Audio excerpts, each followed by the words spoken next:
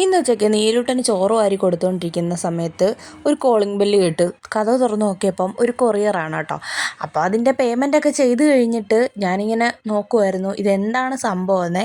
നീലൂട്ടനാണെങ്കിൽ ക്ഷമേയില്ല എന്താണെന്ന് നോക്കി അറിയാൻ വേണ്ടിയിട്ടേ, അവന് വേണ്ടിയിട്ട് വല്ലതും ഓർഡർ ചെയ്ത് വാങ്ങിച്ചതാണോ എന്ന്. എന്തായാലും ഞാനല്ല ചേട്ടായി കേട്ടോ ഓർഡർ ചെയ്തത്. അങ്ങനെ ഞാനിത് ക്ഷമയില്ലാണ്ട് പൊട്ടിക്കുവാണേ. മറ്റൊരാളുടെ സാധനങ്ങൾ നമ്മളിങ്ങനെ അനുവാദം കൂടാതെ പൊട്ടിച്ച് നോക്കുന്നത് ശരിയല്ല.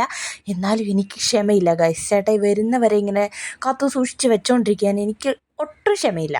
അപ്പം ഞാൻ വല്ലചാതി എങ്ങനെയൊക്കെയോ പൊട്ടിച്ചു. ഞാൻ പൊട്ടിക്കുന്നത് കവറൊന്നും കീറി കളയാതെ പൊട്ടിക്കുക കേട്ടോ. കാരണം കഴിഞ്ഞ പ്രാവശ്യം ഞാനൊരു സാധനം ഇങ്ങനെ പൊട്ടിച്ച് വലിച്ച് കീറി പൊട്ടിച്ചപ്പോൾ ചേട്ടായി എന്നെ വഴക്ക് പറഞ്ഞു, നീ പൊട്ടിച്ച് നോക്കുന്നത് നോക്കിക്കോ, പക്ഷേ അത് റിട്ടേൺ അയക്കേണ്ടതാണെങ്കിൽ അത് പേപ്പർ കവറൊക്കെ നല്ല രീതിയിൽ കട്ട് ചെയ്തെടുക്കണം എന്നൊക്കെ പറഞ്ഞിട്ട്. അപ്പോൾ ഇപ്പം ഞാൻ അങ്ങനെ തന്നെ എടുത്തത്. ഷർട്ടായിരുന്നു കേട്ടോ.